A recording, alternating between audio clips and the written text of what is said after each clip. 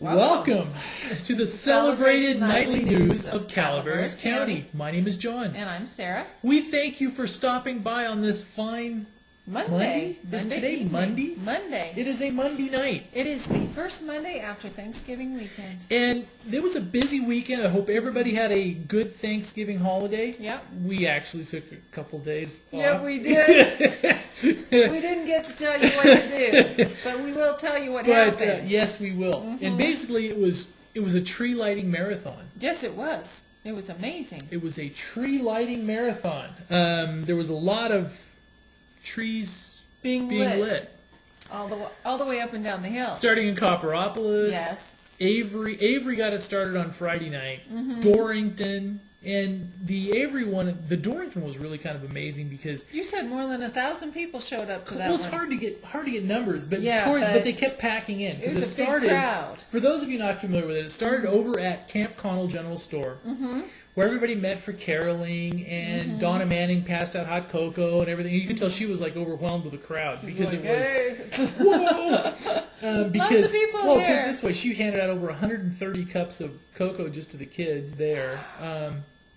And the whole thing, the Camp Connell store was full, the lot there. And everybody caroled the way over to the Dorrington Hotel. Wow. And the Dorrington Hotel lot was basically packed from where the lube room is all the way down past the hotel, all the way down to the other, and just bodies. Really? It was busy. Wow. And, you know what?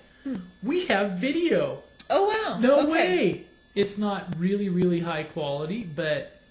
Well, let's because watch it's it. Well, you know why? Because we did it on the nighttime setting. Oh. So we'll just have to watch it and see.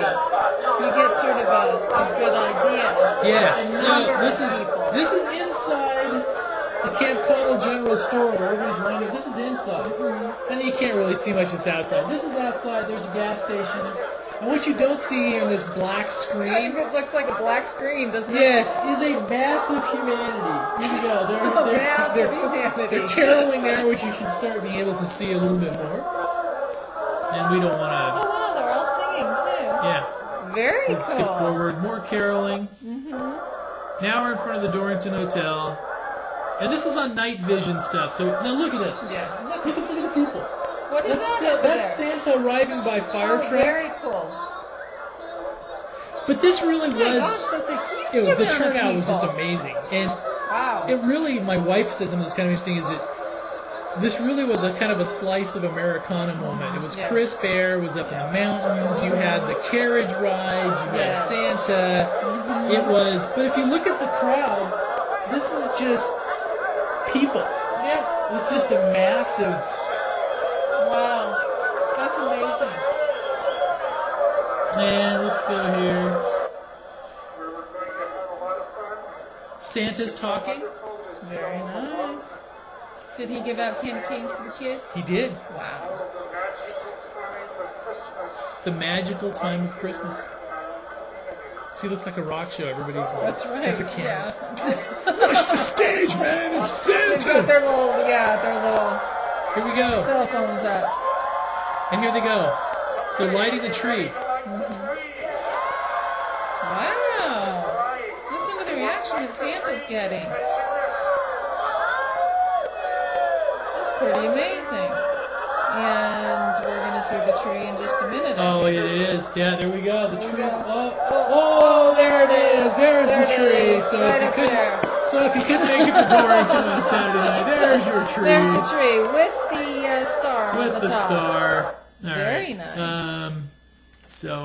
And then, obviously, it was the Avery tree lighting. Avery got it kicked off the weekend. And the Festival of Trees, and apparently there were a lot of decorated benches. Now we'll just show you the display this year as well. This is the Avery tree. Now lighting. the Avery tree is the prettiest tree. It is because huge. it's lights, huge. it's lines at this tree. But if you're coming up Highway 4 during the holiday season, the Avery tree is very nice. It was a kind of a little bit more poignant of a ceremony because they had the fire. Oh, that's and right. they had the fire in August that luckily was didn't cause a huge amount of damage, but it could have. But I think but it burned the control box. It burned the some of their lines and stuff. Yes. So they had to actually rebuild redo a lot of it. Redo their tree stuff. Wow. Yeah. And they got it done in time, and it was perfect. The last one down here is where is our... Oh, you know what? We didn't... There's all kinds of exciting stuff. Where's our Copperopolis one?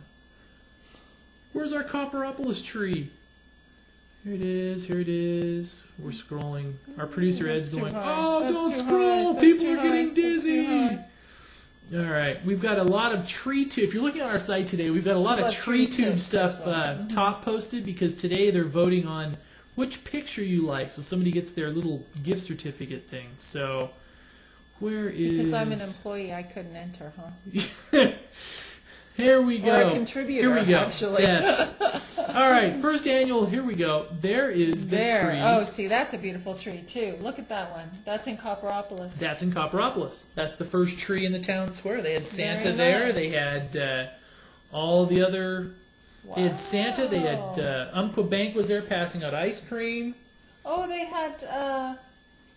reindeer people as well. Reindeer people. Wow. And the nice thing is, we hadn't posted anything on the site on it yet, but we were going to... The first business is open in the center. Ooh, it's actually the Castle and Cook Realty office, so it's their own in-house office, but it's the first occupancy permit. It's the first functional running business in the center is now... Very nice. Now there. So we're just waiting for all the other businesses to come and descend on the Copperopolis town. And we're going to talk about it tomorrow night. The other big event was this last weekend was Winterfest up at Bear Valley. Yeah. Now we're going to spend some more time on it tomorrow night because it warrants its own special thing. Space. They know how to have a good time up in Bear Valley. They do. They really do. They enjoy themselves. They started off with wine tasting in the meadow. The fact there wasn't any snow in the meadow didn't seem to bother anybody. No. They just had a good time. And then the Bear Valley Snowmobile Company had their open house. They gave away 300 hot dogs and 300 hamburgers. So there was a lot of people. Yeah, a lot of people through there. Wow. And they're a nice young couple as well. Yeah. And then then also they had all kinds of festivities in the lounge, movies for the kids, buffet. Okay. There was 2 bands in the lodge. Oh, no, there was one karaoke, then there was 2 live bands in the pizza place on. So it was kind of a fun. So we'll devote tomorrow night to it, and also the fashion show. And the fashion show. And the Were you in the fashion show? No, I didn't want to make anybody sick. Okay. I thought that you'd been in the county long enough that they would start to ask you to be in the fashion shows. No, they know who not to ask. Not to ask. Okay. Should we do one last little thing before we get to the hard, boring news? Yeah. All right. It's not really boring. It's kind of really interesting tonight, but we'll do this first. Also, here's this moron that you've seen before. The opening is going to be the 8th. Bear Valley. It looks like December 8th is the day. And they are making snow. So, be quiet, John. All right, so they're making snow. And basically, there's a whole run. This whole run, we angled our camera probably a little wrong. Which run is this?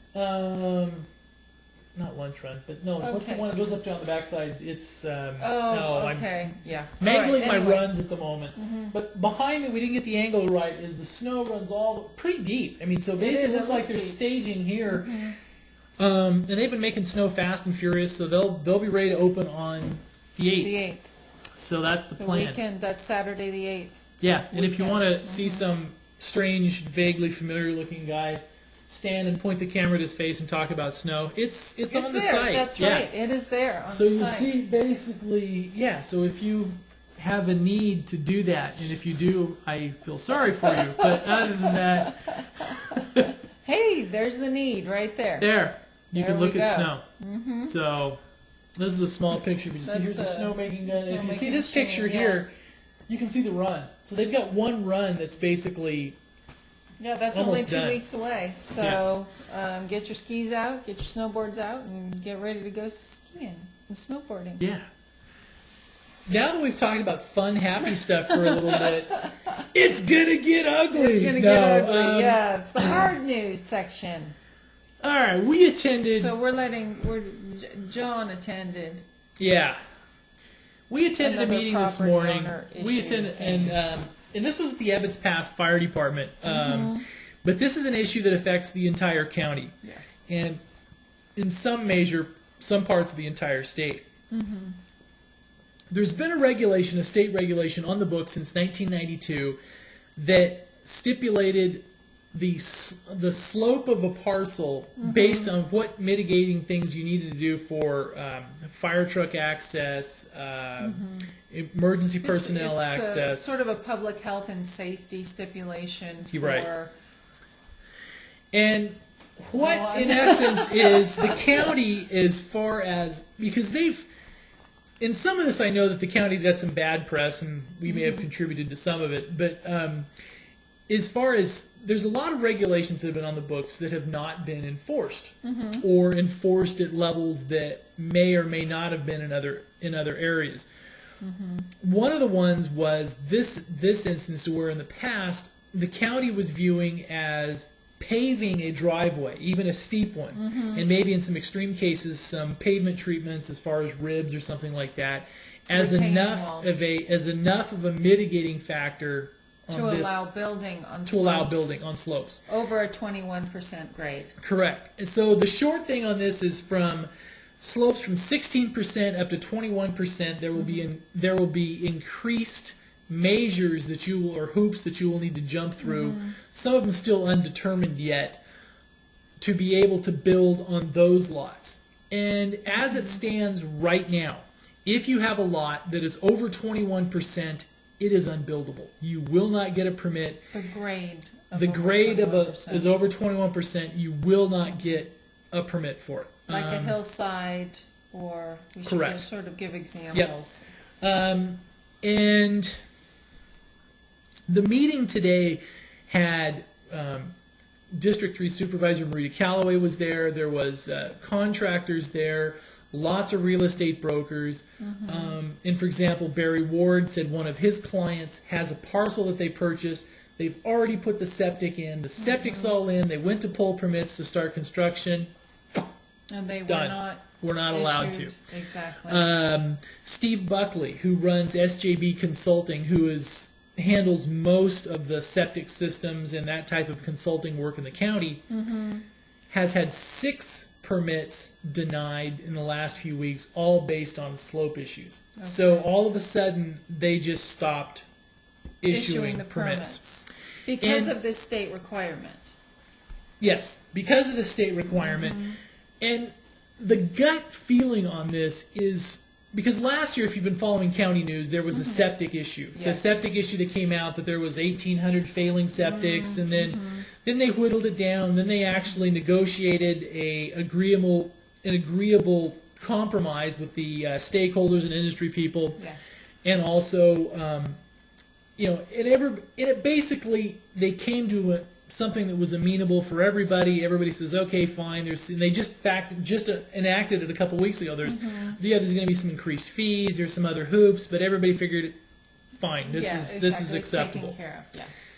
This one is in some ways much worse than that, because to craft a solution, they have to bring in the state. Yes. It cannot be, some of the things, because there's still some of this is open to debate as well.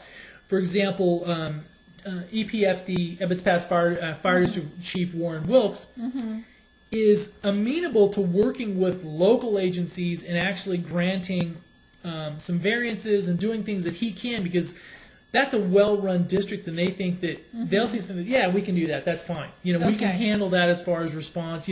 Things that wouldn't affect. So local fire districts can actually come in and say, we can still access this. And he was willing to start writing those variances to allow people to start doing stuff, and I think that's a little bit on hold right now, because it's unclear whether he can he or has not. The jurisdiction. Exactly. And so this is in essence a CAL FIRE issue, and CAL FIRE right now is probably not in a giving mood, considering they just lost 2,500 homes or something down in Southern California. Exactly. And their view may be, and we tried to contact them today, this is in no way a slam on CAL FIRE, because they do a wonderful job, and they've done a wonderful job and wonderful efforts. But you can see that jurisdictionally at the state level, they may be like, well, we don't care if they're unbuildable. We've had enough trouble with fires and. Like I said earlier, it's a public health and safety issue that drives these types of decisions, and then you end up in sort of rural counties. Typically rural counties, sometimes seaside counties. With a cutting edge. That's right. Yeah. Where a lot of the lots are built on slopes that are over 21%. Oh yeah. And because of that, you then have issues where you need literally exemptions. Yes, and one of the board directors on EPFD board, his background before he retired up here was firefighting in Orange County, and they faced this all the time on slopes around, Yeah, exactly. And you wouldn't think of Orange County as a rural county, but they do have a lot of But if you look hills. at, I mean, a lot of the areas they face a lot. The areas that burnt down there were hills. True. I mean, they were slopes. And some of the things that were bandied about are, would somebody be allowed to write a disclaimer that say, look, I'm buying this property and I'm building on this property knowing that I may not get adequate fire coverage, I may not get adequate emergency service access and that type of thing. So then but then they don't know if That's true, and they may not be able to get fire insurance for their house. Right. There's those issues as well. So this is just something that's beginning the process, and it's something that needs to be followed, and we'll follow it. But it's big. I mean, if you have property or you've purchased a lot in Blue Lake Springs or up here, but this also affects West Point, even some stuff in Copper, everything else. Exactly. It bears watching, because we think that a solution for this will be crafted, just because if they don't, the political ramifications of that amount of property becoming unbuildable would probably be not very good. untenable for the elected officials. Exactly, Yeah. exactly. And it's not just a Calaveras County issue, but as far as we can tell, Calaveras County is the first. Cutting edge. That's right. Because I Googled a little bit of stuff. To bring it up. Yeah. I did a quick Google on some keywords that I thought would tie into it, and I didn't really find much. Not a whole lot out there. Yeah, there wasn't a lot of if it's not out prior there, art, it's so not to out speak. there. Exactly. Right? Exactly. Yes. Yes. All right, that's what I did on my lunch today. Wasn't that was exciting? That was exciting. Yeah, Very exciting. If it's not one thing, it's another. Yes. Yes. Yes. And tomorrow actually is Board of Supervisors again. They're back from their Thanksgivings, as are the rest of us. And there are actually two sort of bigger issues on the Board of Supervisors agenda. The first is they're looking at a lot of Williamson Act issues and that type of thing. But the first is a application, essentially, to have a general plan amendment to sort of lift the moratorium on a project in Valley Springs that would change for a little over 4 acres from rural residential to commercial. And one of the reasons that's being given for the Board of Supervisors to actually look at this and rule on it is that this is sort of the kernel of what will possibly become a downtown area in Valley Springs. So carve out a downtown district. Yes, that is my understanding after reading this. And also, another big thing as far as the moratorium goes, the general plan. It's a biggie for tomorrow. It is a biggie for tomorrow, and that is at 2:30 at the Town Hall in San Andreas.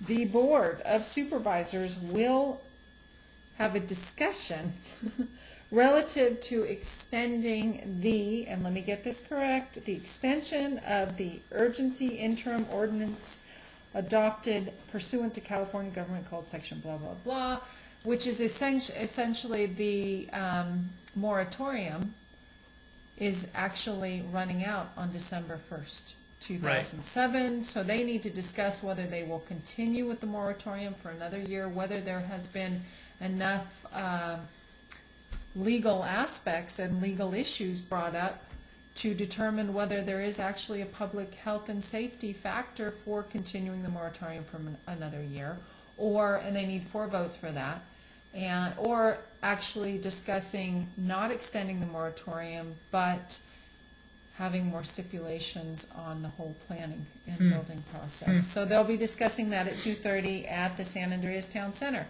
And also, actually, those are the 2 big issues. Yes. But in closed session, They are discussing the hiring of a county administrative officer. So if you're reading the tea leaves, you think they may be getting close? I think so, because, yes, I do. That is, because this is what it says. Relative to public employee appointment or employment for the county administrative officer. Great. So my little tea leaves would say... So if they're talking about they must have a subject that they may be thinking of appointing to discuss appointment, That's right. That's what I would think. Very nice. Employee appointment or employment. So we'll see what happens. So that's tomorrow's Board of Supervisors. One little thing back on the urgency ordinance. We put up a poll, I think it was this morning actually. Are we still growing out of control? 77.8% is yes. It's running at 22.2% no. Things have been slowed down enough. So if you look at, this is no way scientific, but if you're looking at just rough things, there's still a significant amount of the population who think that, but you have to remember actually that developments that were in the hopper before the moratorium are not subject to the moratorium. There's been discussion on which projects were technically in the hopper. Exactly. So it's like if you didn't get your developments or your developments in the hopper before the moratorium, then you're completely out. And that's why you're seeing a lot of developments still coming up to the Board of Supervisors and being approved, is because they were in the hopper before the moratorium was even considered last year. So there is still building going on in the county. It just has slowed down significantly since the moratorium was put in place a year ago. So it'll be interesting to see what the Board of Supervisors actually decides on. Are we ready for all that dour after all stuff? Are we ready for a little happy stuff again? Stuff. Let's look at Christmas. Christmas. Now, Christmas stuff. We put up a little clip of Calaveras lumber owner Diane Fullaway, and this is like a little, she's doing her Martha Stewart thing here, where she's actually making a 7-looped bow. Wow. A 7-looped bow. So here we go, and this is a one little clip here. Oops, daisy. And today I'm going to show you how to spruce up your holidays by making a 7-loop bow. A 7-looped bow. 7-looped bow. That is no easy feat, but I think she'll show us all how to do it, even if we have 15 fingers instead of 10. Yeah. Sequins ribbon, sparkly ribbon, patchwork ribbon. Here we have some grape and wine ribbon with corks and wine bottles. You name it, we have it. From thin cord ribbon. And this video runs about 6-inch 5 minutes to go. She's looping all the bows and everything else, so we'll slide through just a tiny bit of it here. See, she'll wrap it. There we go. See? Yeah. And those look beautiful on a tree or on a gift or just decorating your house. Number 6. You know, things like that. You prevent them. And here we have.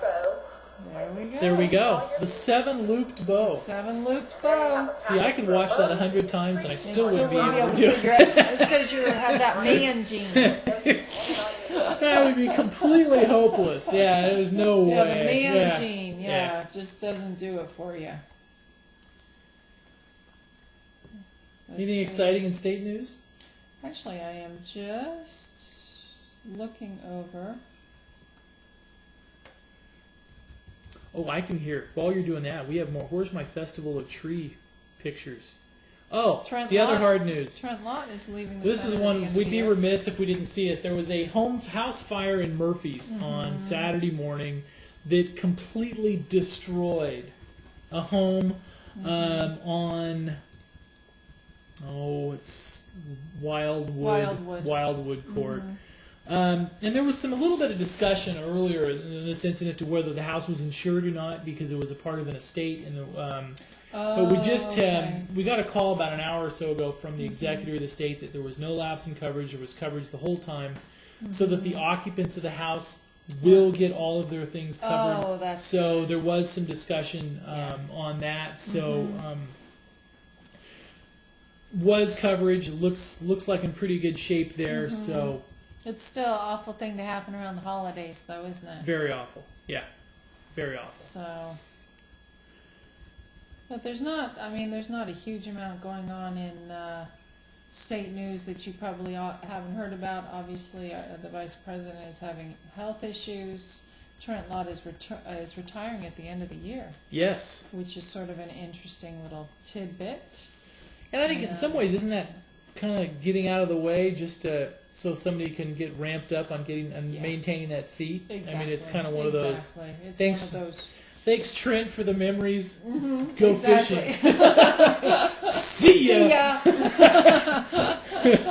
Maybe I'm wrong, but that was kind of my take on that. You know, it's just, I may be wrong. That's right. But I don't know what's going on inside. But it's step like, aside.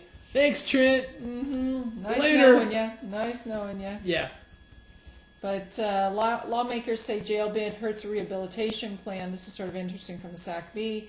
4 prominent lawmakers say state prison officials have given little consideration to a key rehabilitation component of the $7.9 billion plan the state enacted this year to unclog its massively overcrowded prison system. And you remember Calaveras County is vying for some of those grant funds from that $7.9 billion. And our little county, though, is very well placed for rehabilitation. Our county.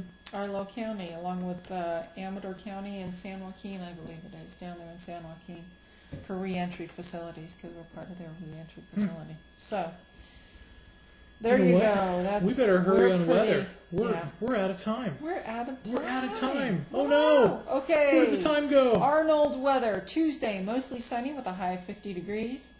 Wednesday, sunny with a high of 53 degrees. And Thursday, mostly sunny with a high of 53 degrees.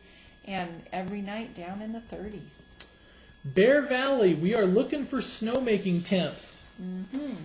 Tonight, low of 29. Tomorrow, low of 31. Wednesday night, low of 31. And Thursday night, low of 26. So 31's kind of iffy. It's iffy. It's iffy. You get snow at 31. Yeah. I mean, but I mean, as far as making it.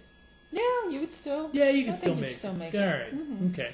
That's my official opinion. Okay. Murphy's weather. Tuesday, mostly sunny with a high of 62 degrees. Wednesday, sunny with a high of 62 degrees. And Thursday, again, mostly sunny with a high of 62 degrees. And night temperatures around 30 degrees. You want me to go to Angels Camp? Angels Camp, low of 42, high of 60. Low of 32 on Tuesday night. 32? Ouch. Yeah. High of 60, 32 Wednesday night, and 39 on Thursday night. So it's chilly everywhere. It is. It is. In Copperopolis, Tuesday, high of 61 degrees. Wednesday, 61. Thursday, 61.